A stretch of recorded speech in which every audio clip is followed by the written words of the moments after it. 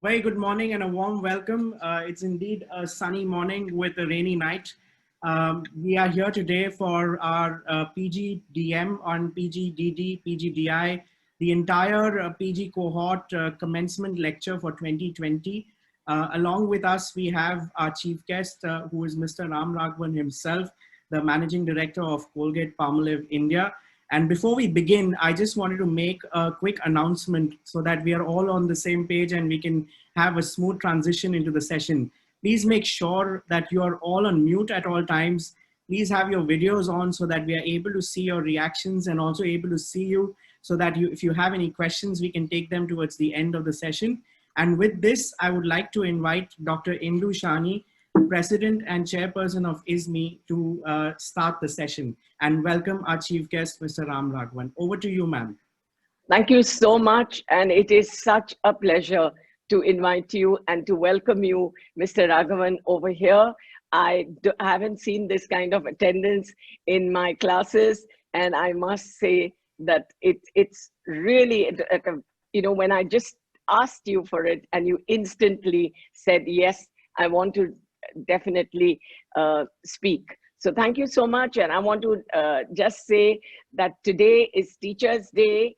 And thank you, Aditya, for making it such a rocking Teachers' Day for us with all the Come September and all the music that you put on. It makes us feel all very good. I would like to wish everyone, all my teachers here, and we have principals of other colleges also who are here. I want to wish them a very, very happy Teachers' Day. And thank you, students, because without you students, I don't think we teachers would get inspired. So thank you. We are here because you are here. And I just wanted to say that it was Dr. Sarvapalli Radhakrishnan who had said at the dawn of independence that India's future will be shaped in her classrooms. And today it continues to be shaped in her classrooms. And we are happy that we've embraced technology and now it continues in the virtual classrooms. So with this, I would like to welcome all our special guests. Mr. Raghavan, you have got a lot of people. I can see professors and principals from other colleges in the chat saying that we are here. And thank you all principals and teachers from other colleges who have joined in. Thank you. You give us wonderful students for our postgraduate program. And I have to thank all the counselors. We have a large number of counselors who have joined us from all over India for this commencement lecture and for the inauguration of our PG cohort. I think we'll tell you as we go along about our special programs, but I'm very, very proud of all my postgraduate students. And with this, I would like to also say that in 2013, I think we all understood when Steve Jobs gave his iPhone that design is going to change the world. And 2013, we started our School of Design. 2014, the ISTE WPP School of Communication. 2016, it was ISME.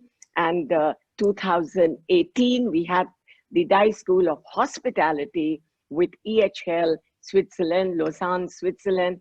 And then, of course, in 2019, we had with Vancouver Film School, the School of Film and VHS. So today we are all on one common platform virtually, and we've now become the Innovative Schools Union. And I would just say we have one vision, which is futuristic. We have faculty who are outliers. We have students who are innovators and entrepreneurs. And we have education and a campus within corporates and education that's imparting 21st century skills and competencies for Industry 4.0. And that's why we are very excited about the academia industry interaction and to have you here with us. But before I give over to the rest of the team who have got presentations for you, very quick presentations, let me just tell you how dear Colgate relationship is to us because we've had some great bonds of friendship. And I'm so glad the team has overnight put together a small video which shows you from 2016 when Isham visited us to today. Look at our bonds of friendship. Let's go. Let's have a look at that.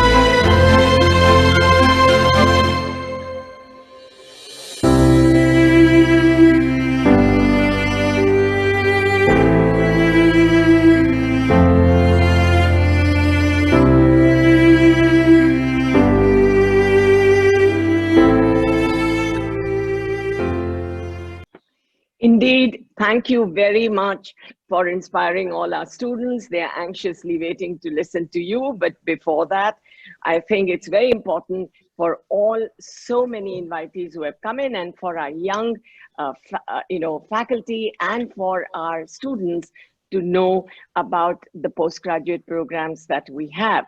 But I just want to say that we created history last year when we became the first institution, standalone institution in design and the first standalone institution in management and entrepreneurship to be accredited and approved by the AICTE, the All India Council of Technical Education, for the first time in the history of India to have a postgraduate diploma in design, and the first time a postgraduate diploma in entrepreneurship and in business analytics.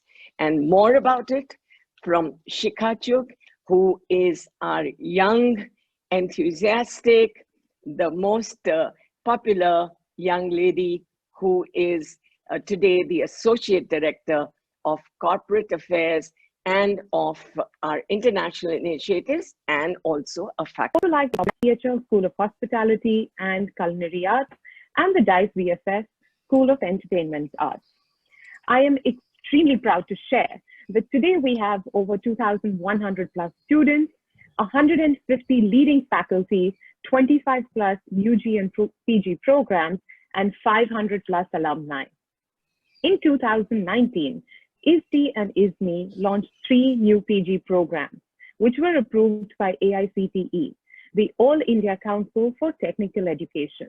We introduced the PGDM General, the PGDMRBA, which is Research, Business and Analytics, and for the first time ever, the PGDD, the Postgraduate Diploma in Design. As you can see, we had industry stalwarts representing companies such as Colgate, Diageo, KPMG, who endorsed the curriculum and were a part of the curriculum development team. Dr. Punya, the Vice Chair of AICTE, visited our campus and approved our PGDM program. In July 2019, we had the official inaugural ceremony of our program. Our postgraduate cohort comprises of 6 interdisciplinary courses: the PGDM, the PGDMRBA, the PGDD, and 11-month programs beginning with the PGDI, that is the Postgraduate Program in Design and Innovation, the Postgraduate Program in Management Management, Business and Entrepreneurship, and the Postgraduate Program in Digital Marketing and Advertising. So what is the Postgraduate Edge? To begin with, our new age curriculum and experienced faculty, the experiential learning component as part of our curriculum, the strong focus on entrepreneurship, the very carefully planned career progression for every student, our international connects and our international network, the focus on student life, individual mentorship and coaching, and engaging programs such as the Head Start and the Leadership Explorer before we begin with our regular sessions and semesters. We've been honored to have leading corporates engage with our students and faculty on campus. And as you can see, we've had the chairman of Tata Sons, Hindustan Unilever, Nestle India, HDFC, and KPMG with us on campus. It is rightly said that true learning does happen when you network. And our PG cohort had organized a very interactive roundtable conference on millennial management with leading corporates from the industry. We had industry and we had corporates such as Coca-Cola, Tata's, and WNS, and many more who participated. This was followed by a Career Connect on campus. And it gives me great pleasure to announce that over 250 students were given the opportunity to be a part of virtual internships and placements during this pandemic. At the PGDM program, we achieved 100% virtual internships with companies such as Hindustan Unilever, EY, KPMG, Siemens, and many more. Our program design students, our product design students to be specific, had bagged internships with Philips, our interior design students with Amazon JSW. Our communication design students were very lucky to be a part of corporate projects with Colgate and also interned with companies such as L&T. Fashion design students bagged placements and internships with Marc Jacobs, with Fitch, with Verve, all through the pandemic. And even after being hit by a pandemic, we changed the dynamics of education. As Dr. Shani rightly said in her interview last evening, from the chalk and talk, we moved to the login and talk and achieved the best during the lockdown, completely moving into digital education. This is what, and I would like to give you a glimpse of what happened post March 11th.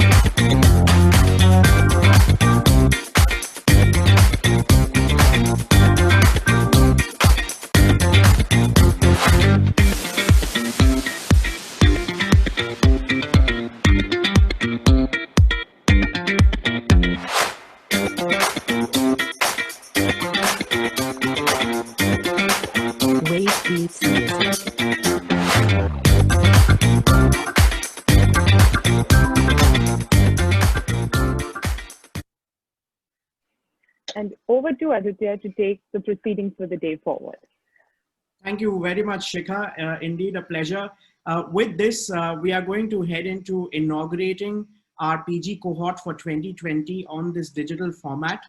Before I do that, I would like to invite Mr. Raghavan, along with Dr. Shani, Siddharth, and Ms. Hina ma'am also to join us to inaugurate the program on this virtual platform. So Mr. Raghavan, what I'm going to do is once I display the virtual scene in front of the screen in front of you, I'm going to do a countdown, which is 3, 2, and 1. And I would like you to join me in the countdown as well. All right, so I'm just going to display the screen. So that's it, huh? All right, so are we ready? 3, 2, 1, and here we go.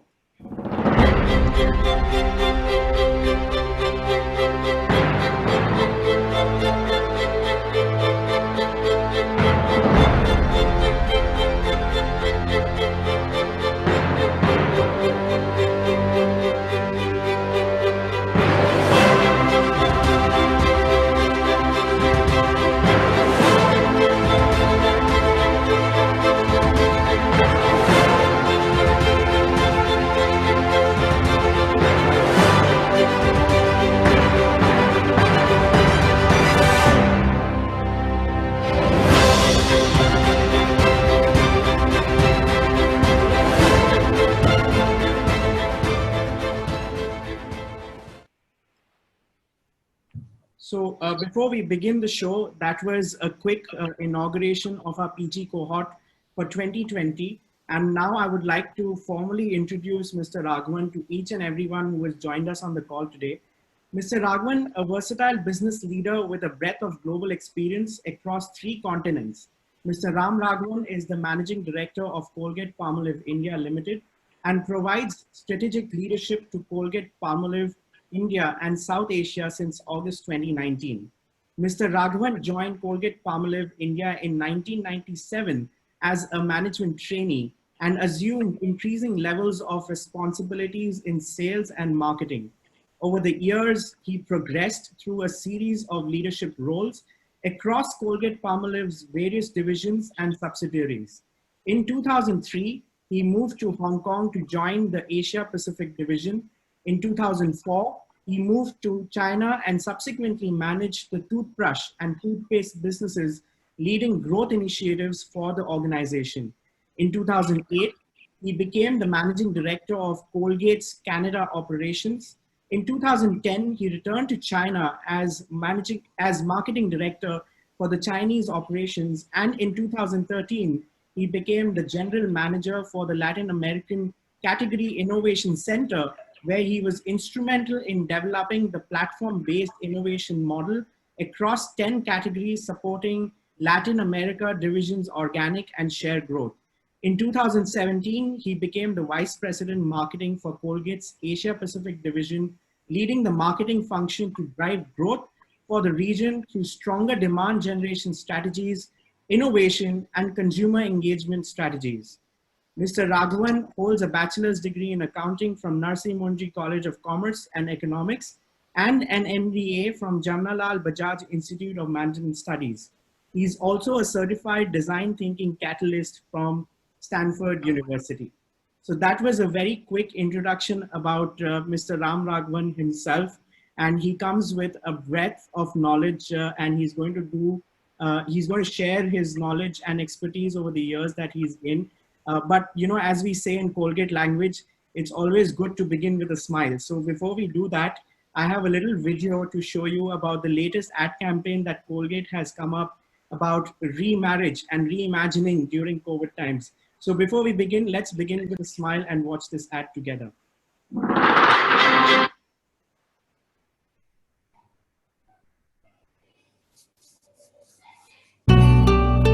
Lockdown अकेले बिताकर समझी कि अकेलेपन में कब से जी रही थी।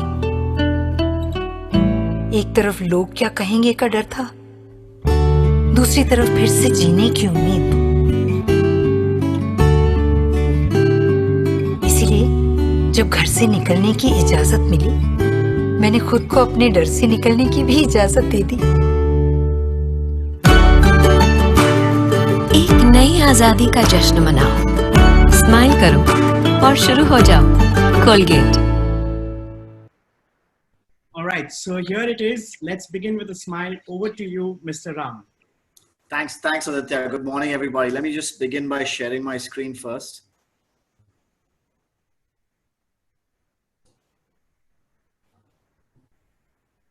I'm guessing everybody can see my screen. Yes. Perfect. Thanks, Aditya. So first, listen, good morning once again. And to begin with, I want to kick it off with two thank yous more than anything else. First, Dr. Shani and the entire faculty and staff of the Institute, thank you so much for this wonderful opportunity. You know, I have no doubt in my mind that the only way I could get accepted into your institute was through this means. If I'd actually applied as a student, there's no way I could match the caliber of the talent that I know I have seen at your institute. So at least in this way, you've given me the opportunity of being a part of the institute. So for that, my sincere thanks once again. The second, it is such an auspicious day when you mentioned it already, which is it is Teachers' Day. So happy Teachers' Day to every one of you. And I want to draw your attention to the visual that you're seeing on screen. Not sure how many of you are familiar, but that's Hemanti Sen. Hemanti Sen is actually, believe it or not, a drama teacher. And during her commutes, she realized that at Kandivli station in Mumbai, she realized that she would often see all these children, unfortunately, you know, the children begging, or some of them just languishing around on the skywalk, doing nothing. She reached out to them and asked them about, you know, do they go to school? What do you do? Are you learning anything? Some of them were going, but not fully attending it. She took it on herself, along with Junoon, a very famous NGO, to actually create a school on the Kandivli skywalk. And for me, it just felt absolutely apt to begin Teachers' Day once again with a sincere thanks to every one of the faculty members for their passion and relentless dedication to the pursuit of our success. You know, it's unbelievable to watch how, with the nobility with which our faculty, our teachers continue to dedicate their life to make us succeed. I think it's times like this that we owe it to them. And the only words we have beyond all the other actions and hopefully the success stories that come from every one of us is to say thank you. So I just want to make sure that I kicked it off with those two thanks. Once again, a heartfelt and sincere thanks, and happy Teachers' Day once again. I'm going to talk about two subjects, and I'm going to talk about two subjects in the context that its relevance is applicable to just about everybody. It's that you don't have to necessarily just be a management student or in a position of leadership. But I'm going to talk to you about the philosophy of learning, because I think it's been one of the key things that's changed my life over the years, and the need to make sure that you have a learning agenda and the ideology that learning never stops. And the second part of what I will talk to you about is the process of building a leadership narrative. What is your leadership point of view? It's something that needs to start really early in your life. And it's not something that comes with a position. Leadership isn't about a title. Leadership isn't about a position you hold in a company. Leadership is about how you fundamentally make a difference. So I'm going to talk to you about my experiences. All I'm hoping for is that these serve as inspirations for you to become far greater leaders and change the world in the future. Let me kick it off with a learning agenda. Now, I've had the good fortune in my life to travel the world on work and more certainly on vacations and other experiences. But I think for me, it doesn't matter whether you travel across the world or you simply take a train journey between, let's say, Vileparla and Churchgate every day. Every one of these journeys or opportunities translate themselves into experiences. And each of those experiences teach you something. Your task as an individual and a learner and a leader is about making sure you have an open mind and an awareness level that allows you to realize that this is a learning experience, and how do you therefore act upon it. Simply put, how do you keep your ears and eyes open to these experiences? So the first one I want to kick it off with is a small little town in Bandara. So right after I finished and these are all true stories, by the way, so these are all personal experiences that have happened to me. So right after I finished my B school, I was told, listen, your first sales assignment is going to be in a small town called Bandara. And I was like, Bandara, what? And believe it or not, by the way, for those of you who don't know where it is in Maharashtra. It's actually on the border of Maharashtra and the erstwhile MP. So it's a border town, small little town back then. This is 1997, 1998. Back then, about a population of about 60, 70,000 people. Obviously, you can imagine, small little town, not much to do. And as I went in there for the first couple of days, I had to find a place to stay. I realized that the best place to stay was actually rent a room in the only hotel. And back then, it wasn't even called a hotel. It used to be called Adarsh Lodge. So I said, okay, let me go and rent a room. They had two kinds of rooms. They had one which was a room with shared toilets and then one with private toilets attached. I said, okay, I'll take the one with the private toilet. And I asked a very simple question. For any one of us today, we take it for granted, right? You put your shower on, you turn the tap on, and you turn a hot water tap or you turn a cold water tap, and you get either hot, warm, or cold water. So I asked a very simple question to the manager of the hotel. I said, listen, do you have running hot water? He said, yeah, of course we do. No worries at all. I said, great. Paid up the advance I had to pay up, moved in. Next day, luckily it was a weekend. Next day I start the tap in the morning to have a shower, wait for a couple of minutes, 5 minutes, 10 minutes later, there's no hot water coming. And for those of you who've lived in or Nagpur or traveled around the area of Nagpur, it can get quite cold in winter. So I said, nothing changed. I said, maybe something wrong today and maybe it's a weekend. So I had a shower, I had a bath in cold water. Same thing happened again on Sunday. Same thing happened on Monday. And I said, what's going on? Walked across, then on Tuesday, I finally said, you know what, something must be wrong. Let me go check. Walked across the manager. I said, listen, you know, when I checked in, you told me you're going to give me running hot water. He said, yeah, of course. He said, all you have to do is give me 5 rupees every day. And there's a little boy who will run and get you hot water. So literally, since that time, for the next 7 months that I lived there, I would pay 5 rupees in the morning. I'd leave a coin and there would be a bucket of hot water outside my door at 6 a.m. So the point I'm trying to make here is culture shock can happen anywhere. Sometimes we believe that culture shock happens, oh, when I travel to France and the French are different from Indians, or when I'm in Japan, the Japanese are different from Indians. You'll be amazed at how culture shock can happen within even a simple organization. The way one team functions can be different from the way another team functions. Even in your own lives, think about it. You may have different groups of friends. The way you are with one group or the philosophies that exist in one group would be very different from another. And each, if you think about it, is a shock to the system. So once again, my story about running hot water is to tell you that culture shock can happen anywhere. Be prepared for it, be aware of it, and make sure you learn to leverage it right. The second story I want to talk to you about is golf. So I'm an avid golfer, and I'm an average one at that, right? So one of the things when you play golf is you hit more balls in the woods or in the trees on the left and the right than you actually hit where you're supposed to be hitting. So this is a story that I had from my time in Canada. So I used to spray the ball, as we say, left and right quite often enough. And a lot of lost balls would end up being in the jungle on the sides, right? And you'd have these, entrepreneurs. You'd have, whether they were, from low-income backgrounds or from, just generally gardeners, etc., who would go about collecting these golf balls. And then they would come, when you were playing, they would come back to you with a bag of golf balls and tell you, listen, it's up for sale. And obviously at a much cheaper price than you probably buy at a store.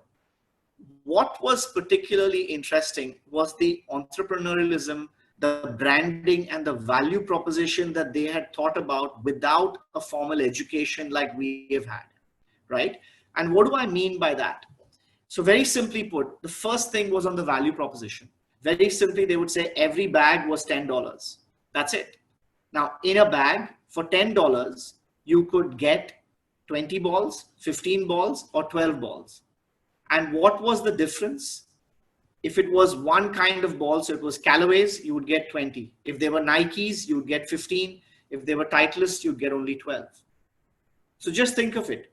First, learning without formal education, pricing, $10. They all know we would have a $10 note in our pocket. not an issue for us to pay that out. Number one, they've understood the value proposition of how much I would value that purchase of that bag at that point in time compared to what I'd have to go and pay when I went to a formal store. The second, branding. They realized that each brand of ball had a different value and they planned for that. Third, entrepreneurship. Where else do you need a golf ball the most when you're in a golf course? And specifically, if you happen to be in the woods because you've lost your ball, that's probably the exact time you want to buy one. So you talk about timing and all of these values without formal education in management or in brand management or in communication or in strategy. So again, the point I'm trying to make from this story is be humble as a leader. Have the humility to accept good ideas. Don't take bad ones, but have the humility to accept ideas from anyone, anytime, anywhere. You'll be surprised at what different and diverse groups of people can teach you. And the applicability of that learning is way beyond your wildest of imaginations. The third story I want to talk about is crisis. We're all living in one. You've already heard Shikha talk about the fact that education, and perhaps if you think about it, right, none of us in our wildest of imaginations or dreams would have said education could go digital. But your institute's a perfect example of converting a crisis into a phenomenal opportunity. Unfortunately or fortunately, I've had many crises over the years across multiple locations that I've lived in. And each of them have taught me many different things. I distill them down to 3 critical learnings that I've had. And my only ask is reflect back on the last 6 months, because each of you in some form or manner would have lived through this crisis called COVID. Whether it's affected you personally, whether it's affected friends, family, or even if you're just reading about it, put a lens of these 3 aspects that I'm going to put in front of you and rethink how you would have looked to tackle this crisis if it hits you again. Number 1 is human centricity. It is in times of crisis that you must refocus your energy on people. Whether it's your family, your loved ones, your friends, or even if you're in an organization or an institute, how can you become more human-centric? And human centricity fundamentally starts with an unbelievable level of empathy. It's very easy for me to say when I called work from home for the entire Colgate offices across the country, it was very easy for me to call work from home. As we went through it, it was quite interesting for us to understand some of the genuine and practical challenges people were having. A simple point on human centricity that we learned during the COVID period was we issued a guideline that said no more meetings between 12 in the afternoon and 2 p.m. in the afternoon. And similarly, Friday afternoons, no meetings. And why did we do that? The simple learning we had was that in normal circumstances, either people had maids or help or somebody at home who would do the cooking, number 1. Second, even if both were working, they would be at their offices and their child or children would be at school, right? So infrastructure at home during lunch was minimal. The need was minimal, and therefore the infrastructure was minimal. During COVID, suddenly it was husband and wife at home, child or children at home studying. More often than not in India, we also have in-laws or parents living with us. So suddenly, and no help. So the same couple now had to deal with work, manage the child's education or children's education, and also prepare lunch. And not only just prepare lunch, you also have to clean up after that, right? Because most of us should realize that same dining table doubles up as the work desk as well. So that's human centricity. That insight gave us a simple outlook to say, wow, we never thought about it that way. And we just said, listen, let's give everybody 2 hours off in the day to focus on life and focus at home. The second is absolute prioritization. And I know this is a tough one, but I urge, ask yourself again, and you would have done it. There were so many behaviors of yours that you would have believed that I could never do without this. Ask yourself the same behaviors I bet you each one of you has adapted, evolved, and is looking at it very, very differently today. In the same spirit, what absolute prioritization means is nothing but focusing on what absolutely matters, nothing else. And the third aspect, again, think of your own lives, right? How do you balance the now, which is the managing of the crisis, without losing sight of the future? Your institute is a perfect example of that. Amongst the fastest to move towards how to deal with the crisis, make sure people are safe without compromising education quality or content. But they didn't stop there. They moved on beyond and said, okay, if this is what life is going to be, how do you actually make it even bigger, more enriching, and even more value additive? So think about your own lives now. You would have done a lot of things that were focused on the now. And that's good and that's right. But even in a crisis, make sure that you balance the now along with the future. That ambidexterity will be an unbelievable tool in your arsenal. And that's what you got to focus on. My next story is slightly different. So again, you know, one of the advantages or disadvantages of traveling around the world for work is you end up in cultures or you end up in countries where more often than not, you don't speak the language. And I've spent about 7 years in China and about a little bit more than 4 years in Latin America. And in both locations, when my wife and I first went there, we didn't speak the language. Now we do, but we didn't. And it was interesting in the beginning, right? That I would sit in a meeting and I would actually tell my team in China, listen, if it's easier, do the meeting in Chinese and then just debrief me and I'll ask a few questions and we can move on. And what I realized was that the minute I asked for the meeting to be held in another language that I didn't understand then, my attention would waver dramatically. I would just not be bothered because I would be like, oh, it's all Greek to me. Does it really matter? Right? And then it dawned upon me that I said, you know what, even if I don't understand the language, let me pay attention to people. Let me pay attention to pupil dilation. Let me pay attention to your body language. Let me pay attention to where your hands are at, your legs are at, and then I realized that there was so much I started understanding simply by paying complete attention, even if I didn't understand the language. And the philosophy of active listening is that your dedication, your focus is on absolute listening and listening to everything that is said and not said. And I say this particularly in today's day and age, when we have technology, as powerful and useful it is to us, it is also amongst the most distracting things. How many of you have the courage to enter a classroom or enter a meeting or enter a project team and put your phone upside down, not have the desire to look at it and see, oh, what's the latest WhatsApp message that I've got or not got? How many of you have the courage to do that? Imagine if you were passionately presenting something to somebody or passionately explaining someone, and all I started doing suddenly was looking at my phone and saying, no, I can multitask. You can't. So again, my learning on this is language isn't a limitation and it can never be an excuse to not actively listen. So make sure you train yourself, and this is a tremendously trainable skill. Look at people, look at how they behave, look at how they react verbally and non-verbally when you say something or don't do something.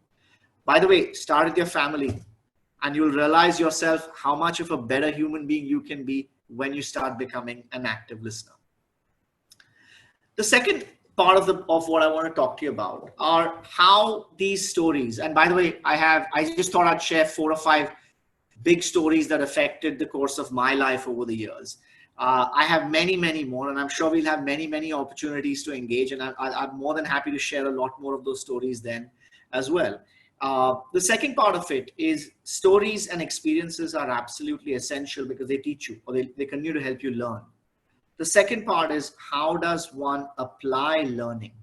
Because when you apply learning, that's when you grow. So learning is a vehicle that allows you to continually grow. And when you continually grow, I hope and I urge and I ask every one of you, irrespective of where your ambitions are, whether you want to be an entrepreneur, whether you want to work for an NGO, whether you want to be a part of a corporate setup, whether your dreams is in design, architecture, business, doesn't matter. How do you form a leadership narrative? How do you have a perspective that's yours? I'm going to share with you a few of mine. I'm going to try to do it BuzzFeed style. So this is like my top 7 in leadership. I urge and I ask you to start forming your own. The first one I want to talk about, in my world, strategy plays a critical role and a critical part of what I do. And one of my biggest learnings over the years is strategy, which is where do you want to go, what needs to get done, absolutely important. And again, I'll use a golf analogy, right? I know where I tee off from, I know where the golf hole is, great, there's a scorecard, I know what I got to do. It's quite simple actually. The reality is execution trumps strategy more often than not. Give me an average strategy with brilliant execution any day versus a brilliant strategy with average execution. We undermine the power of getting things done. Now, it's not that these are two elements that are stand apart. They go hand in hand, because yes, you do want to get the right things done. So you can't be running in the wrong direction. So strategy is critical, but getting it done or execution is absolutely vital. But what trumps the two of these is culture. So think about it again. You guys work in project teams, you have projects, you have classes, right? You have goals, you have milestones to be met, and you have tight deadlines. Sometimes to get it done, you have to go backwards because you've gone down a path and then you've realized, oh my God, that was an error there. Let's go take a couple of steps back to take a few steps forward. And that's perfectly fine. Now, there are points in time, and specifically when life gets difficult, your integrity or your ethics gets questioned. That's the how, right? When you talk about, oh, that team did this really, really fast because they cheated or they took help from somebody else. Those aspects of how something gets done is called the culture of an organization. It's the culture of a team. It's the culture of a family. And believe it or not, culture is something that needs to be thought through. It's curated and it needs to be nurtured. Good and great leaders spend a lot of time and energy on making sure the culture of an organization continues to do the best it can. Business results or team results will have their fair share of ups and downs. But culture is that rock that holds you through any kind of wave or storm that comes down your path. My second thing, and I was hoping for a little bit of interactivity. So if this was a live present, if I was in person with you guys, I would have done this a little bit more interactively with you. But let's try it nonetheless, right? So challenges come in many shapes and forms. So I just want you to put in the chat box, is this challenging?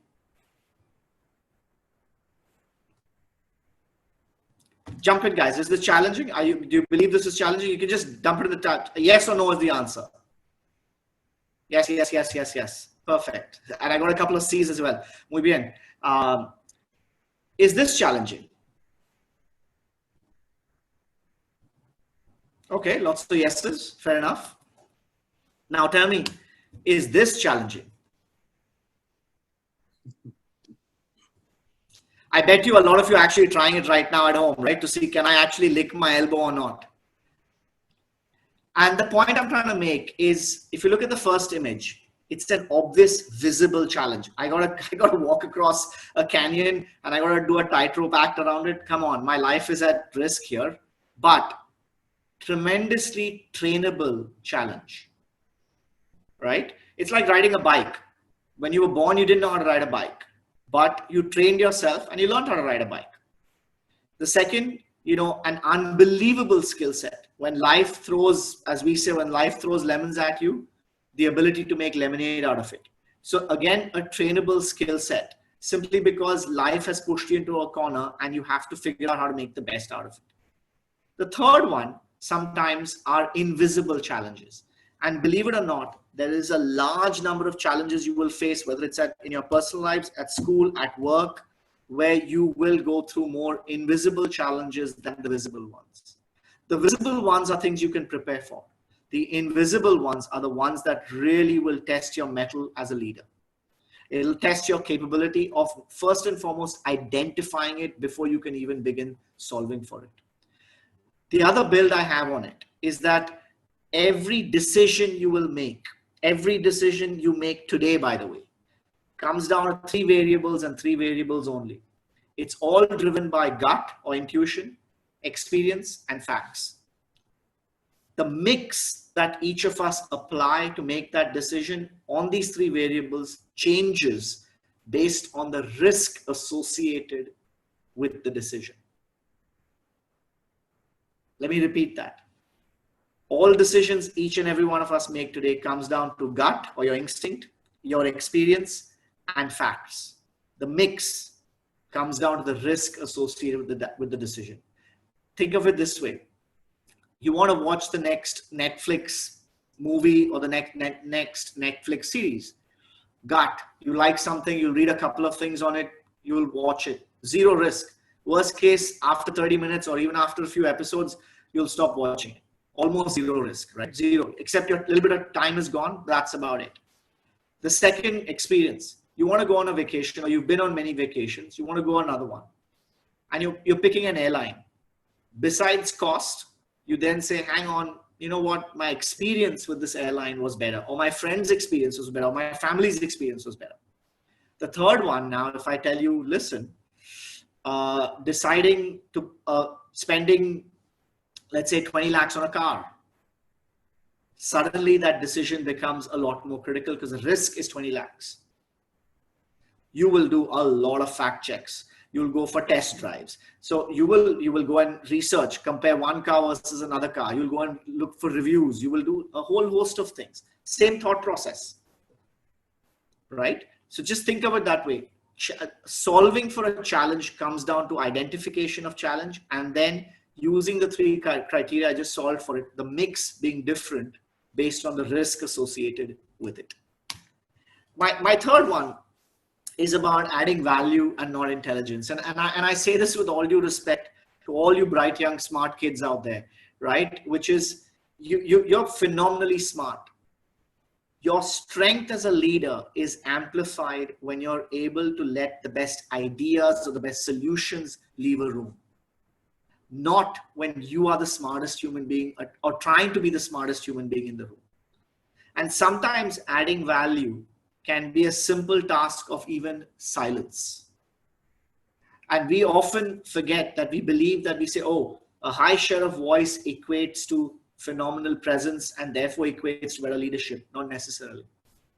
Leadership is about making sure you're able to add value to any task, whether it's a simple household chore or solving a problem at home, or even working in the subgroups that you probably are on case studies. And most certainly when it comes back to the work life in any corporation or even a business that you would start yourself. How can you add value and not intelligence? The next one I want to talk about is resilience. And I cannot understate this or I cannot overstate this enough. If there is anything that I would want you to walk away with is resilience, the power to be passionate and persevere, because that will be the single biggest variable that will help you define your success and help you achieve your dream, whatever they are. You have to learn how to fail, because there's nothing better there's no better teacher than failure. And I want to give you I had the good fortune of meeting Juan Luis Barros. So Juan Luis Barros is a Mexican mid-distance runner. So he does 3,000, 5,000, 10,000, and he does half marathons as well. So I had the good fortune of meeting this wonderful gentleman a few years ago in my life, right? And it was a very interesting story. And he's an Olympic athlete, right? So I'm gonna give you context of failure from the point of view of an Olympic athlete. The Olympics come across once in 4 years. So think about it. You're putting your blood, sweat, tears, time, everything. You've sacrificed so much for one event that takes place every 4 years.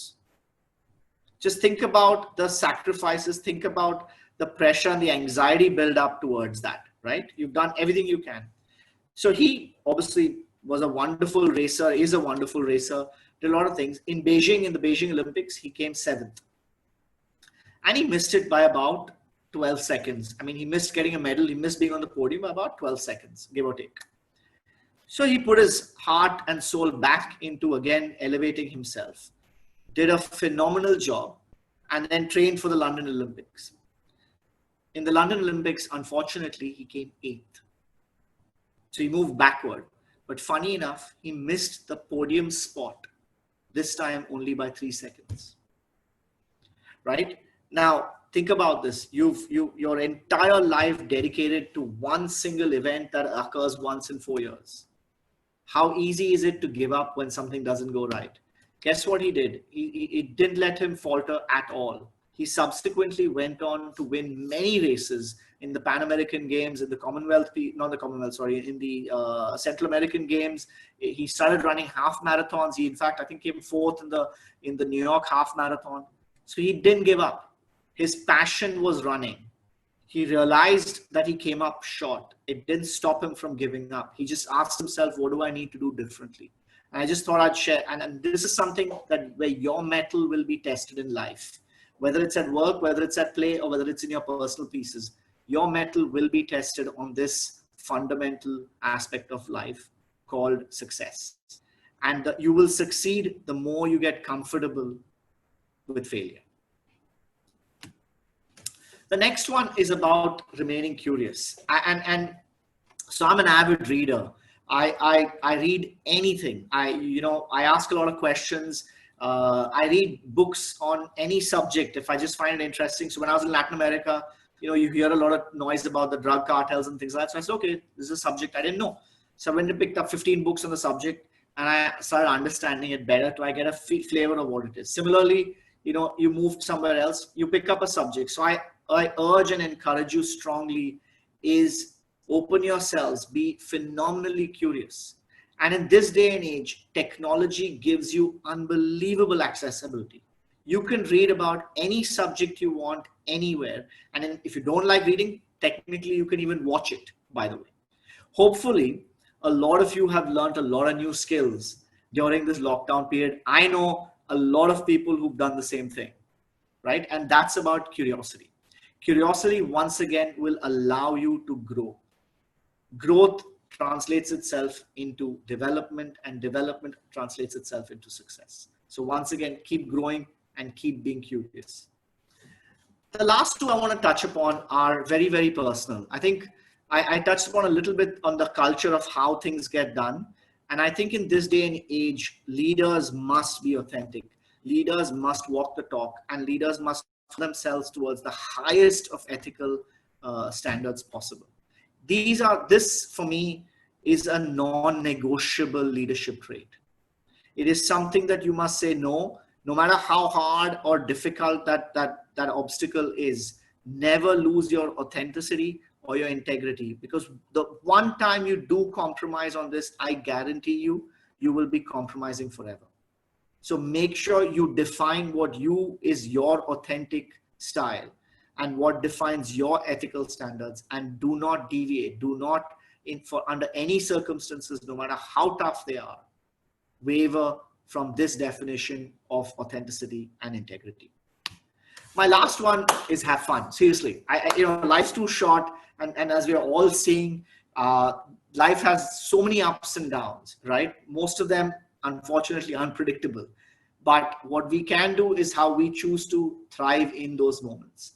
And having a sense of humor, and I don't say this because at the end of the day, Colgate is about smiles. So I don't say this because we consider our mission to make sure that more 7 billion people keep smiling healthily. It's not because of that, but it's also simply because humor allows you to fundamentally relieve stress. So, and it also keeps things lighthearted. And you trust me, you'll get a lot more done with having a sense of humor than anything else. In closing, I wanted to just a quote that I live my life by. Comes from Sir Winston Churchill, which is, kites rise highest against the wind, not with it. Just think of that for a moment. Kites rise highest against the wind, not with it. And all I want you to do is keep flying as high, as much, as long as you possibly can. So with that, I want to open up to questions. Thank you so much, Ram. Indeed, indeed a pleasure to be hearing you through the presentation. And what I'm going to do is quickly summarize the points before we get into the question answers. Just as a quick, review of your session. You started off with your travel stories and, students, millennials, Gen Z, and all generations love to travel. And I think that was a very quick and a brilliant anecdote to start with.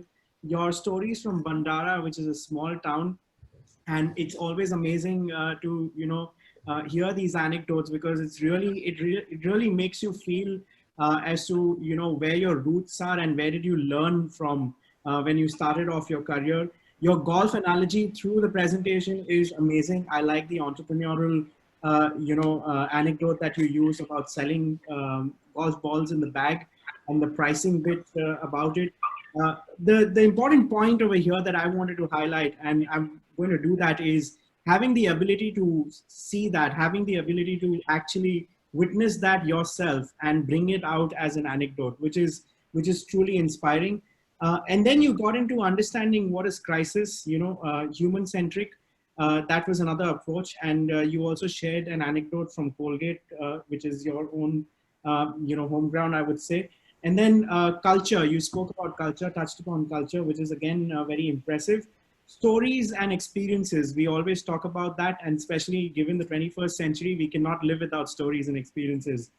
Leadership narrative, I'm just quickly going to read through the 7 points. Strategy, challenges, adding value, be resilient, remain curious, and authenticity, and then in the end, have fun. That was an overview of your entire presentation. And with this, we'll move on to the question answers. So first thing first, we have Manan Khandelwal, who is our senior batch PGDM student, and he has the first question for you. Manan, over to you. Thank you, Aditya, sir. Very good morning, sir. My name is Manan Khandelwal. And firstly, I'd like to thank you for sharing your experiences with us in the form of these anecdotes. There's a lot to learn for aspiring leaders like us from the leaders of today. So we thank you for that. My question for you is, you already spoke to us about how the work from home experience has been for you. Can you share some bitter and sweet experiences that you've gone through within these 6 months? It'd be really like a good learning for us as well. Wow. So the bitter, let me start with the bitter and then I'll end with the sweet, right? First, thanks for the question, man. So the bitter experiences, I'm an eternal optimist. So I don't have bitter experiences. I just have experiences that are not so nice, right?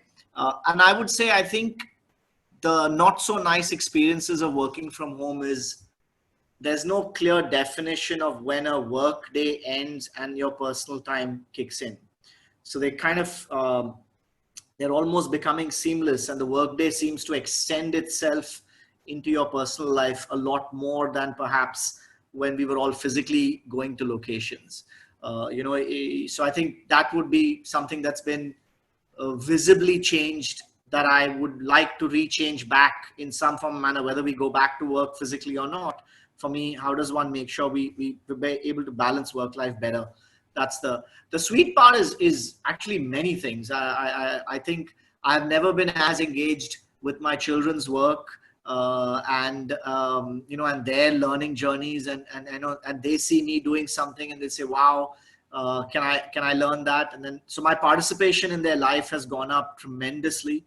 I would not have seen this aspect of what they do and how they do it, and where I can add value, frankly, into that process as well. That's one. Second, I think the biggest beneficiary of the work from home process has been our dog.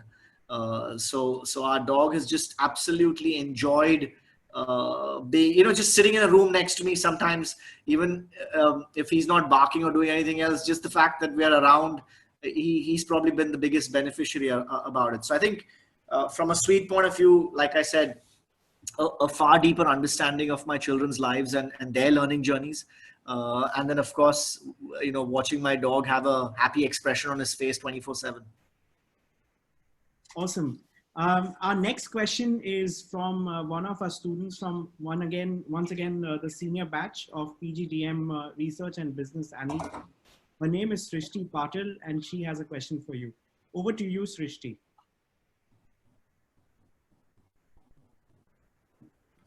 Srishti, are you in?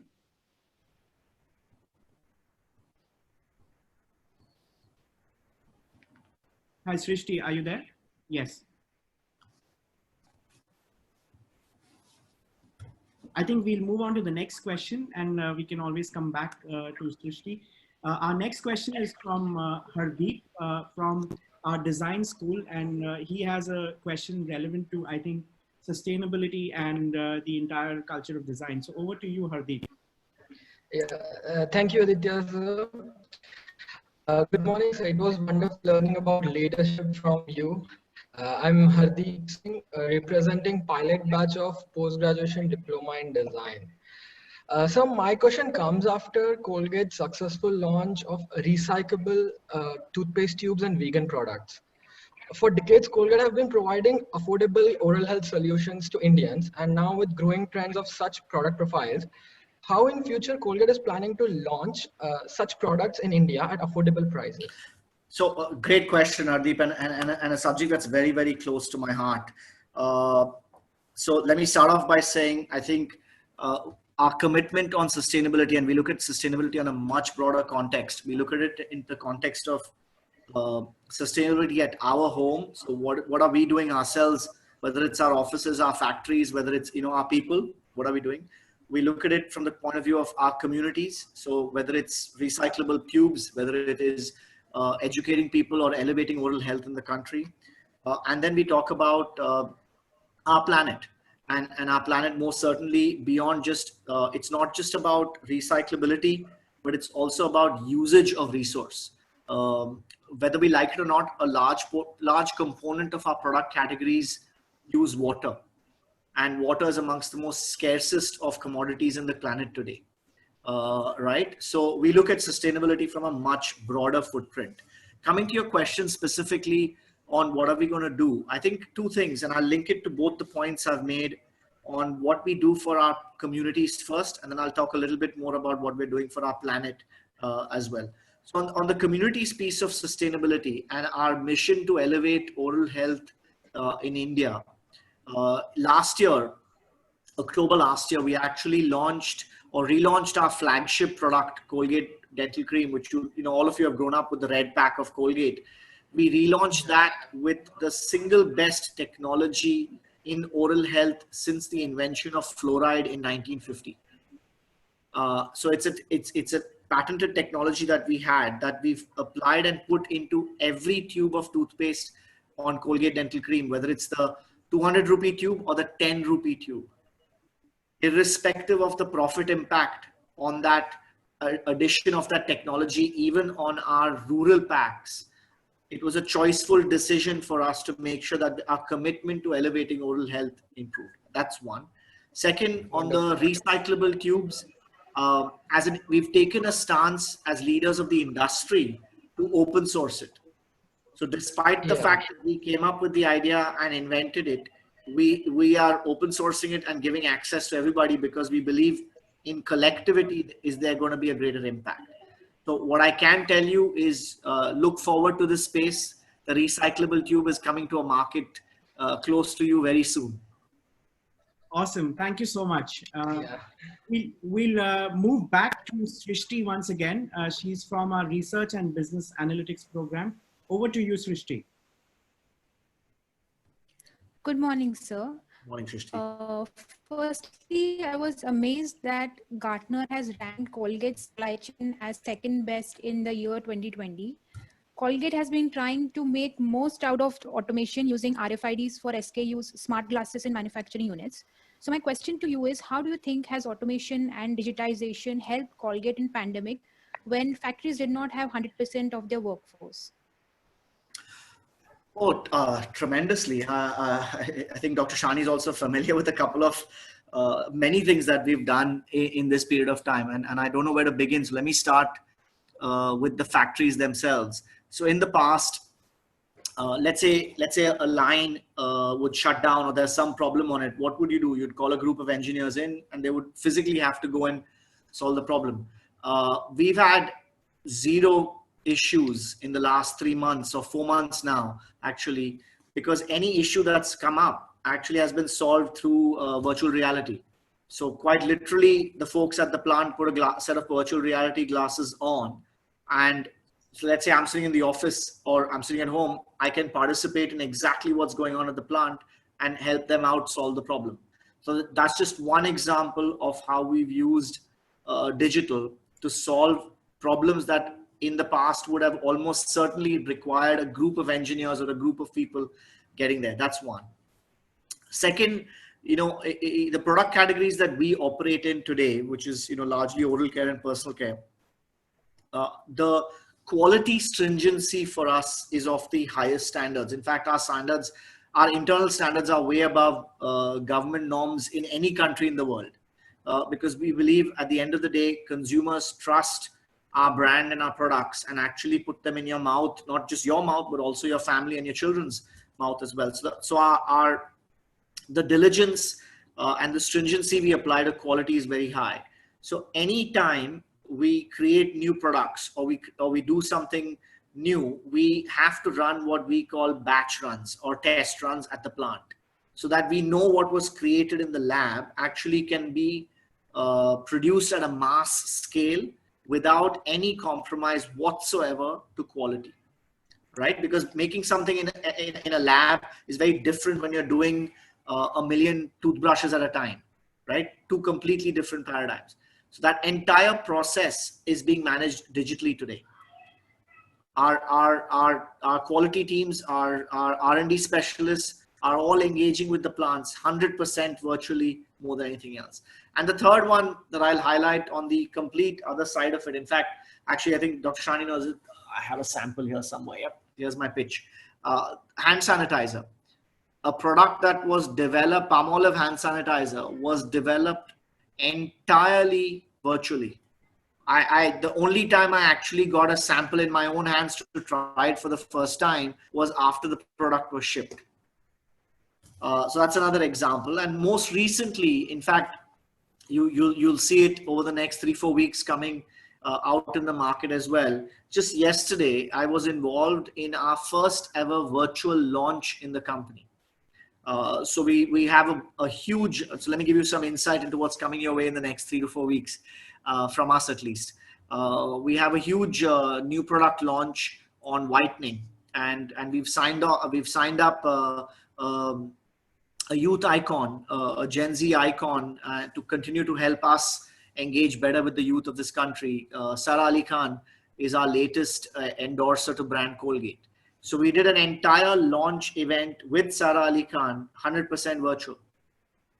So we had avatars made, and the whole thing was done with green shoots, green screen shooting, because none of us could physically do anything else. So we converted all our places into green screens and shot it. So I can go on and on with the list of digital examples or virtual examples where we've continued to do something different. In fact, every week I connect with different consumers. I actually meet consumers around the country virtually. Last week, we even started doing store checks. So in the past, I would have gone to, let's say, Namakkal in the south, and I would have physically gone to the stores and I would have visited stores. But they're doing that virtually now. So they literally, someone walks me around the store with their camera on, and we interact, ask questions. And in 1 hour, you can transport yourself from Bahraich to Namakkal to Chittoor to Asansol. Awesome. Thank you so much. Our next question is from one of our design students, again, from Design and Innovation. His name is Anurag, and I'm just quickly going to get him on the screen as well. Anurag, over to you. Yeah. Hello. Good morning, sir. Morning. So my name is Anurag. So I have a passion for sustainability, and my question to you is regarding the same.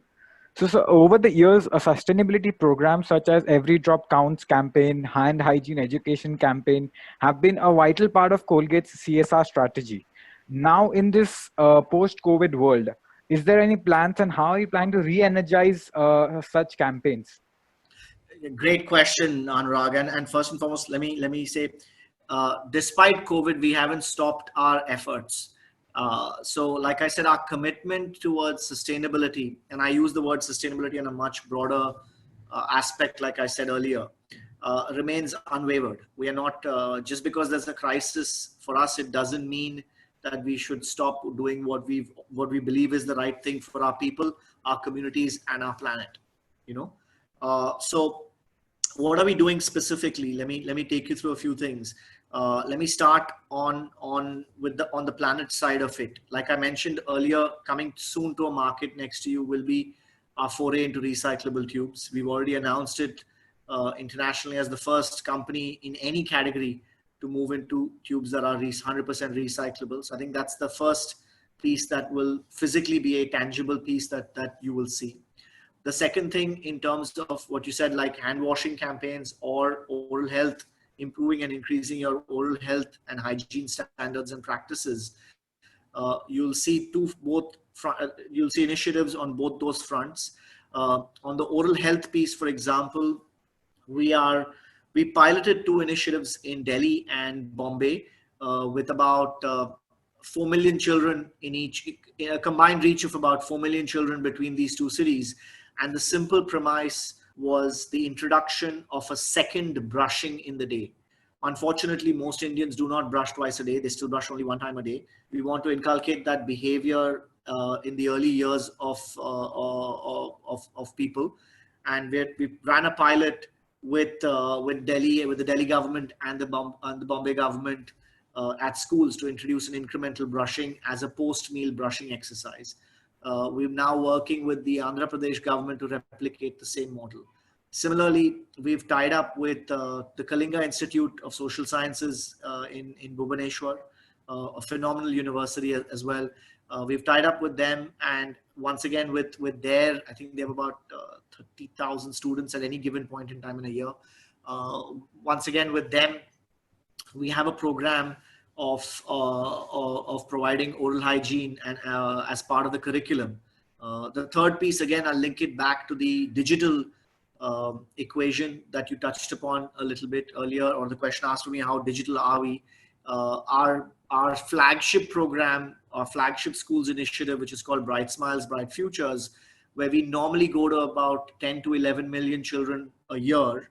Obviously, schools are shut, so we physically cannot get to those children, but we're actually working with Google and other digital solutions where we're providing the same content through virtual means. In fact, the first pilots have already been executed, and what's been truly encouraging is the fact that the parent is participating with the child. So in the classic Bright Smiles, Bright Futures program, the teacher would teach children the behavior at school. Now, because education is being done at home, actually the parents are participating with it as well. And last but certainly not the least, from the other side of it, we're also engaging with the profession. So as part of our social responsibility, again, to make sure that we amplify oral health, I don't know if you're aware, but we launched a Dentist for Me all online consulting service, 100% free. There is, in fact, we pay the dentist obviously, but that's completely Colgate's cost. But you could get we knew that a lot of people were having some elements of oral health issues but couldn't physically get to a dentist, and they needed access. So we created an online platform called Dentist for Me, where you can call in a series of dentists, reach out, talk about your problems, and they'll help you with solutions. So those again are ways in which we are driving that behavior. There's one more initiative that I cannot talk about because for obvious reasons of confidentiality, but you can trust me, it focuses on the save water piece or every drop counts. We're looking at a very a social way in which we can engage Gen Z specifically to amplify the voice and amplify the need for making sure that every drop really counts. So there's something that's going to be coming your way in a very fun and exciting manner as well. You'll see it and you'll remember these words that I just told you when you actually see it in the market. Awesome. Thank you so much. We'll move on to our next student. Her name is Priyal, and she joins in from our business and entrepreneurship, the advertising batch, and she has a question for you. Over to you, Priya. Sir, first of all, hello, sir. Thank you so much for joining with us, for being with us this very fine morning. Thank you so much. My name is Priyal Taude, and I'm a student of digital marketing and advertising. And I just have to share with you the earliest memory of Colgate that I have should be the Colgate tooth powder. I remember my grandmother using it, and I remember being on shelves, the Colgate case.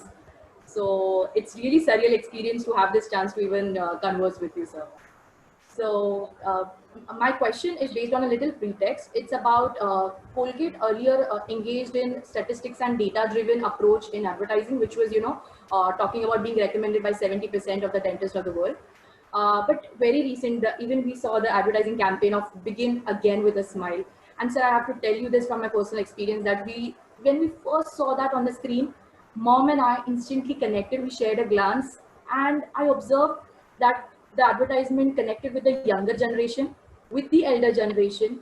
It also talked about pandemic in a very different way, about starting your life, and also it focused a light on a subject of mental health issue, about feeling lonely during a lockdown.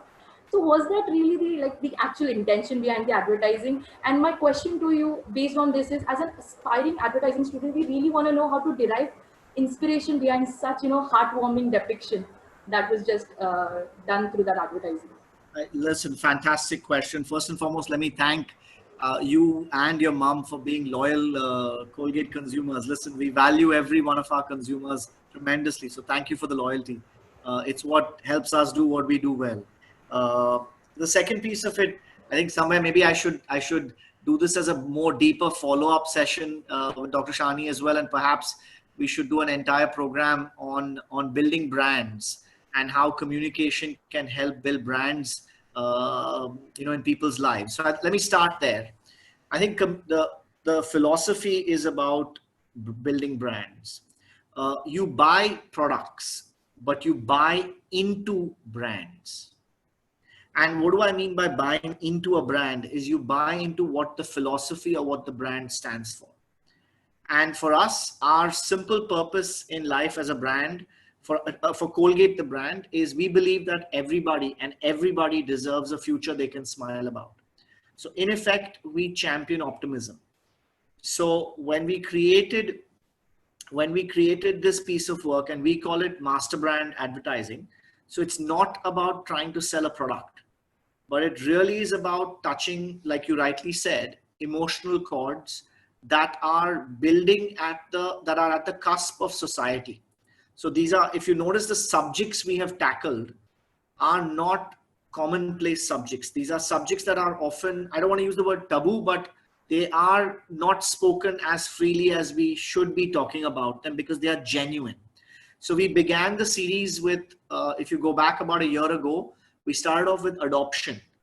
So we spoke about adoption. Now we're talking about remarriage. And we're talking about a few more. So you'll see a series of these come through. And we have a lot of YouTube videos as well, where we augment this piece with what we call real life, real stories. So Hemanti Sen, my opening slide, by the way, we've done an entire film on her. You talk about Arthur Arnold, the paraplegic weightlifter. We've done a story about him. We've done another story about India's first blind paraglider, Devyanshu. So we've got so many such stories. And the fantastic thing about our country is there are so many brilliant examples of championing optimism. So I think we've chosen that to be our philosophy that builds the brand. And like I said, that's about building a brand that you buy into. That's one part of communication. There is also another part of communication, which is what you could define as more informative, right? Where a consumer or even you want to know what a product does for you and why do I need it? So we look at advertising, or we look at communication in the context of how do you build a brand? And then how do you also make sure we solve people's problems? So at the same point in time, I will have an ad featuring Ranveer Singh that talks about freshness, because that's also a problem people have while we do this. So it's about and versus an either or. One. Second piece of it, I would say, is that every piece of communication fundamentally looks to touch a functional aspect and and pull an emotional cord in every human, right? And if you think about how all our brains function, it's system 1 and system 2. System 1 is that instant emotional connect. You know, you like something, like you said, immediately you and your mother had glanced at each other. You didn't know what it was. If I asked you at that moment to explain it, you wouldn't have been able to, but it struck a chord. That's system 1. Then system 2 kicks in, and you still need some level of rationalization to help system 1. So we look at communication on that front, where we balance what we call emotional aspects of advertising along with functional aspects. The balance can waver, and that can be different. So in a piece like Remarriage, it could be 99% emotional. But in a classic Max Fresh or a whitening YouTube ad, you'll see it could be a little bit better balance between the two. Thank you so much. With that, I just wanted to highlight a context. System 1 and System 2, with your permission, Mr. Ram. Please. From the book Thinking Fast and Slow, if I'm not mistaken. Daniel Kahneman. I would urge all the students to pick up the book. It's a fabulous read. It's a lovely read, by the way. Thank you so much. With this, we'll head over to the next question. And this comes from one of our business and entrepreneurship major student. He's also a PG student, Aditya Madnani. And over to you, Aditya. Thank you so much. A very good afternoon, sir. Thank you so much for joining us. As an aspiring young entrepreneur, sir, Dr. Shahani shared an interesting anecdote of the Nimbu Pani sessions that you often have with your management team. So could you please share some story of probably entrepreneurship that has come out of this that we could all as students take lesson from? So let me start. That lovely question. Thank you, Aditya. Let me even tell you about the biggest story I could give you is the genesis of the Nimbu Pani stories. Believe it or not, the idea came from, we have a management training program. We call it the BLP. We come to institutes such as yours and recruit. So the idea was given to us by the current batch of BLP students. It wasn't by seasoned executives. It wasn't by the management team. And most certainly it wasn't by me. Okay. So 3 young, they'd not even barely finished their first year with us, came up, and we were talking about the idea in a town hall that we were having was, how can we engage the organization better? That was the problem statement, so to speak. And these 3 young, wonderfully talented people came and told us, they gave us this idea saying, listen, one of the things we're noticing is that in every person we've spoken to at Colgate, in some form or manner, has a heroic story to talk about how they've overcome the problem and done what they do because they're so passionate about the organization, its culture, and what we ultimately do for society. And they said, why don't we curate this into something bigger? And that was the birth of the Nimbu Pani stories. So literally it was a young group of, I think the 3 of them would be all of what, 24?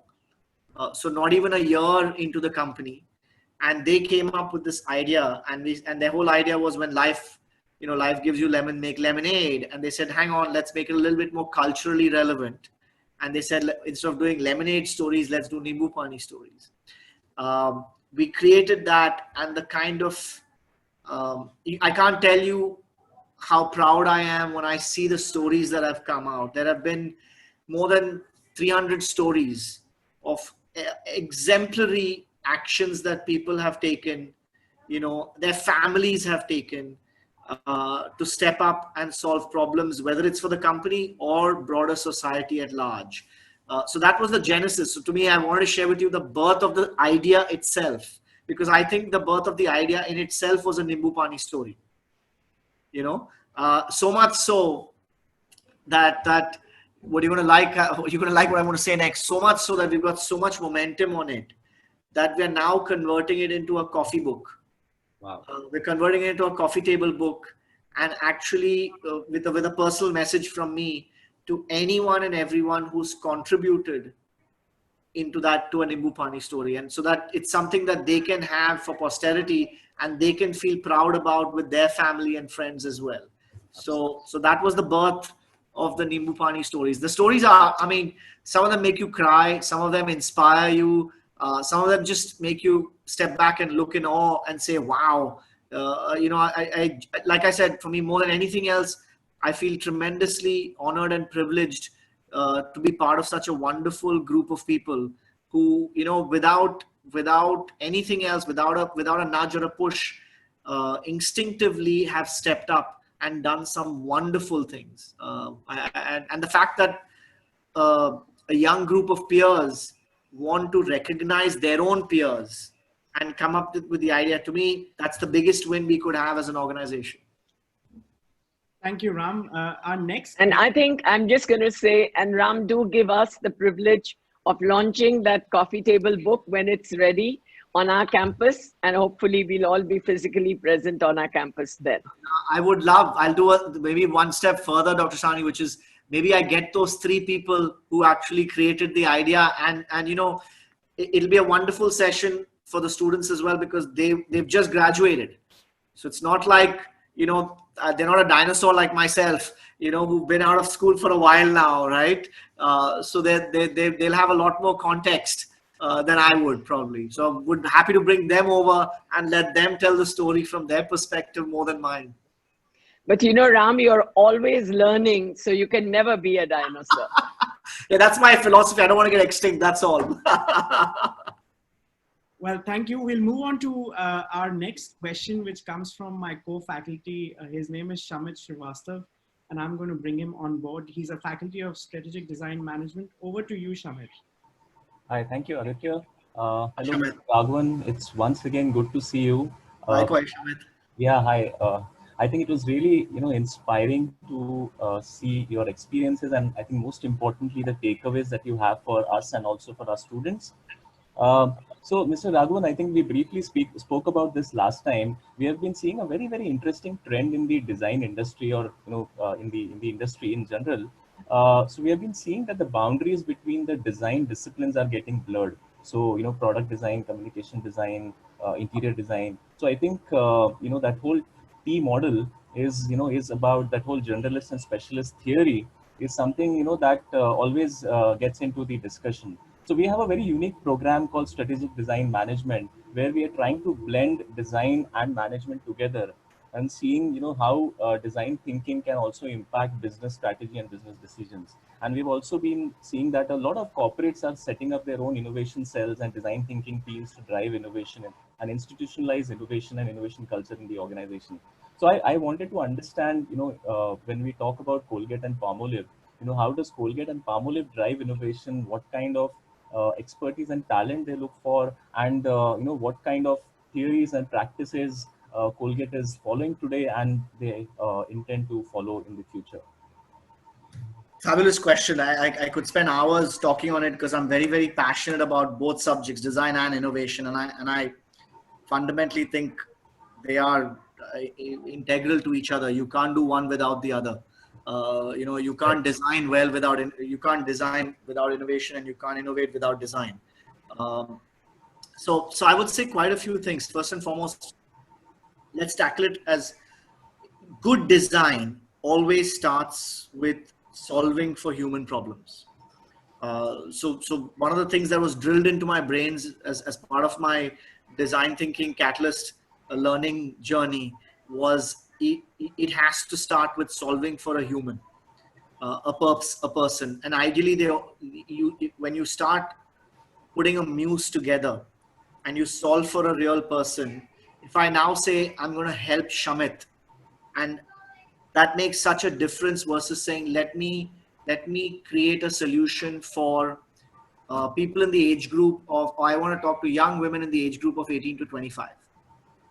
It completely loses personalization, right? So the first philosophy is solving for people, and in people, ideally you want a muse and you want to solve for that muse more than anything else. The second part of good innovation linked to design is if you've defined your muse well enough, empathy to understand what you're solving for. And I think that if these are what I would define as the two core foundational pieces, everything else after that is fundamentally prototyping and getting it right. And you'll go through series of iterations before ultimately you'll solve what would be the most optimal solution for both the muse and the problem in their life that you're looking to resolve on, right? I think where organizations go wrong is when they emphasize too much on the solutions before they've even understood either the muse or the problem they're trying to solve. And I think that's the first part of it. Second, organizations fail because they believe that they're going to get it right the first time, and you won't. I can guarantee you that. I've run an innovation organization. My rule of thumb used to be, for every 100 ideas that came up, was at best, only 10% would succeed. At best. So that used to be my normal rule of thumb. And we had even modeled the whole thing financially. And it was a proven model that we showed over time, that if you want to create $100 million worth of innovation, in actual realized innovation, you need $1 billion worth of ideas, right? So I think the first part of it is the capability side, which goes down to understanding the muse and then the problems. The second are what I call tools and techniques, right? So think of it, if tomorrow I briefed you and I said, I want children, or I want, let's say, my son to build the best sandcastle that he possibly can, right? So the second part of it is tools. What I can do is I can make sure I define the rules of building a sandcastle. I can make sure the resource of sand, whether it's a bucket of water, whether it's a spade, whether it's a shovel, whatever it is, whether they're molds, I can give him design. I can give him 20 different castle designs for him to get inspired by. I can add 3 more people to his team and say, listen, take help from all 3 of them and do it with it. I can give him space. So the second aspect of good innovation and design is when the right resources are applied within the right constraints. So good innovation and good design happens when you are able to balance resource with constraint, right? And the third piece of it for me is capability. Now, there are some people who are innately good at design and innovation. Their ability, I look at it as a simple trait, the ability to balance your left brain and your right brain. And try this. Can you chew gum and whistle at the same time? Right? Seemingly easy task, but it doesn't necessarily always happen.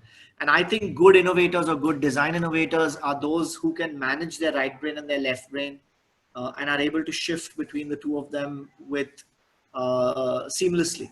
And I think that makes a huge difference. The last, but certainly not the least, I would say very, very simply to me, what is innovation? Innovation is nothing but an idea that adds value. That's it. So otherwise you can have, and a value can be in the form of solving your problem. Value can be in the form of saving you time. Value can be in the form of saving you money. Value can be in the form of improving productivity. Value can be in any form or manner.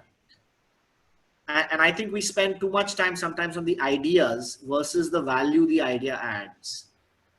So I would say that for me would be the core of how organizations succeed in the philosophy of design and innovation. What's changed today for me is the biggest change is the virtual world and the physical world are blending. So tomorrow I could put a QR code on a pack of toothpaste. I could show you stories about what's inside it, the source of the ingredient, where did I get the mint from, you know, how much of XYZ has gone into the making of this product. In the past, I could not do that for you. So I think future design and innovation will come down to how can you blend or integrate technology into the physical world. It's really great to hear, how you advocate design and also have been practicing a lot of this in Colgate, because there are also a lot of organizations who say that they're doing design thinking, but for them, design thinking is only about training a few employees and sending them to a workshop for 3 days and saying that they're doing design thinking. But really, good to know that Colgate Palmolive is doing this to great extent. And we look forward to partnering with Colgate as we have been doing in the past. Thank you. Would love to hold a design thinking session for you guys. So at Colgate, we have a philosophy called paying it forward. As in, so it's like you rightly said, it's not just about being trained, but the commitment then to pay it forward, which means we have to make it a way of life at the company. So it's a commitment. If I can't just say I want the training, but I then have to be able to say, look, I have then gone and done these many sessions, or I have trained another 100 people more myself, because then you know it fundamentally becomes a way of life as the organization. So we have a philosophy called pay it forward. Wonderful. Thank you. Awesome. So we have one last question from Dr. Shani herself. Over to you. Oh my gosh. Okay. Tough one. No, this is going to be the easiest one. And you know what? The whole world is talking about China, right? I'm not going to talk about it in that context. But I know that you've had some great stints in China. You know, it's intrigued me because I've been to China and I've walked around the streets just trying to observe the Chinese. It's really intriguing me to find out from you, what are the consumer habit differences of dental hygiene between the Chinese and the Indians? Wow. Okay. So on some levels similar, but many differences. So let's start with the differences, I guess. Number one is penetration, frequency of usage in China is significantly more than India. So while only a third of India claims, not even reality, just claims that they brush twice a day, the actual number is a lot lower than that. You know, in China, it is much higher. So I think the fundamental behavior of brushing has a higher prevalence, both in terms of its penetration as well as in terms of its frequency. On urban fronts, we're equal on penetration, it's 99%. Rural is where China jumps ahead. So rural, you can go to the smallest of villages in China and you'll find a proper toothpaste, toothbrush in just about every home with every consumer, right from the point in time that they're a child, right? Number one. The second thing is their willingness to spend a lot more money on oral care is very, very, very high. So simple example I can give you. So you take the world of, now I'll jump to the other spectrum. I'm going from rural, I'm going across to perhaps the other, let's say the top 5% of any country. In India, and I take something as electric brushes, right? So in China, electric brushes is a $1 billion category already. In India, it's barely about $2 million. So even amongst, let's say, a group of people you would argue well-educated, well-versed in the need of oral hygiene, even within them, the willingness to invest that kind of money on oral care behavior is not that high. The third difference is a very unique one, is on the professional side. So unlike India, where the bulk of the profession of the dentists are largely private, in China, the bulk of the dentists are largely government. And you go to the hospital, or you go to a dental hospital, and you carry your own file as a patient. Because today I could meet you as the dentist, but let's say 3 months from now I come in for something else, I could meet another doctor. You know, so it's your responsibility almost of sorts to be bothered about your oral health, because the dentist is not going to remind me, because the dentist is going to keep changing. Now in a private clinic in China, it's different. It's much like, it's very, very similar to the way we have it in India. Having said that, there are similarities as well. Sorry, the other difference, if I must say, is the most sought after benefit in China is whitening. In India, it's pain relief, and after pain relief, it's whitening. But again, in India, there's a difference. So in China, what they search for and what they buy, the numbers are very, very, very similar. So about 30% of the population is searching for whitening related products, and about 25% of the market is whitening. In India, funny enough, 20% of the at least urban Indians, actually search for whitening. So whitening is the most searched term in oral care. but only 1% actually go and buy a whitening product. So those are the big, I would say the big differences. Thank you. Thank you so much. I could never ask you this in the board meeting because it's so statutory and formal. So always wanted to know this.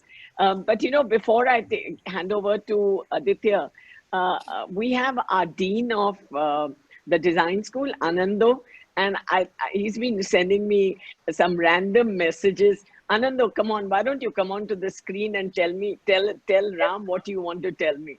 You know, he's a design school. He's in Nirvana and he sends messages which I have to like take about years to understand. So go on, Anando.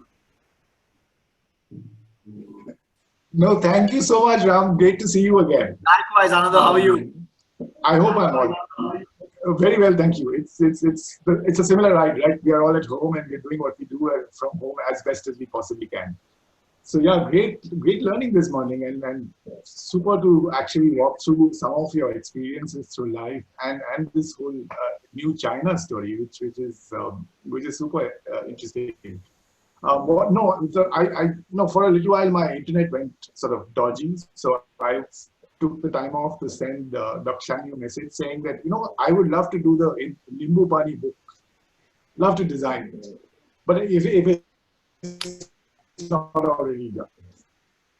So I think the Nimbu Pani stories have a greater greatest books, and still not be able to sort of use all of the material up. So yeah, that's an offering, and thank you again for being with us today. It was great fun.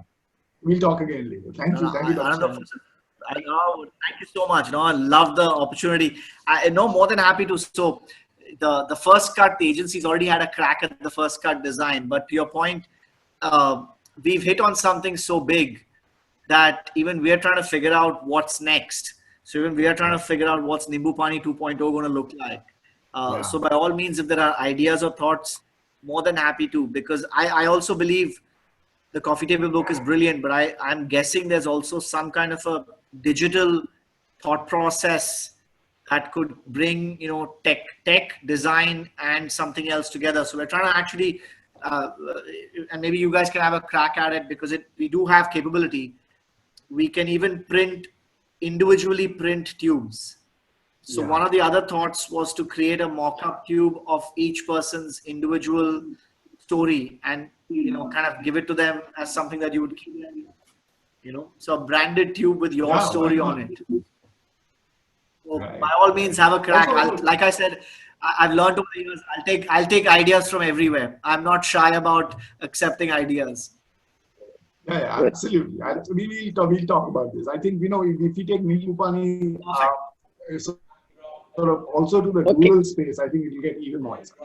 Okay, go on back again. Awesome. So we almost come to an end of the program, and I would like to invite Mr. Siddharth Shani, who is the co-founder and executive director of ISME. Are you in? To deliver the vote of thanks. Aditya, thank you. Mr. Raghavan, thank you for such a phenomenal morning. Your lessons on leadership and management, I know it's only the commencement, but I feel that they've already got 2 years of education in a span of 2 hours. So thank you for sharing your absolutely valuable experience with us. I just wanted to highlight 2 points that really hit home. I think one was around absolute prioritization, because all of us, when we start our mornings or our days, are absolutely swamped with different fires from all ends. And the ability the ability to learn to prioritize, I think, is something that was really hit home. And the other one was around resilience, and especially the story around Olympics, where you only get an opportunity every 4 years to display your passion. So I think for us, those 2 stories were absolutely brilliant. We have a large number of faculty members from other colleges. We have the Vice Chancellor of the GH Rajni University with us. We have Dr. Mo Mehta, Nagindas Khandwala. So thank you very much for all of you for being there. Mr. Raghavan, on behalf of all 300, there was a Zoom queue, there was frantic messages because we maxed out the room in the morning. So once again, thank you so much and really appreciate you for continuously engaging with the schools. And I think more importantly, Colgate and you have really been beacons of industry-academia partnership for us and really built, I would say, the competency within our schools to respond to challenges from industry. So thank you for, letting us be the testing ground. And once again, on behalf of all 6 programs, all 250 students, all 50 faculty, and all guests, thank you very much for sharing your invaluable lessons with us. Thank you. Thank you very much. See you later, alligator. Well, I saw my baby walking with another man today.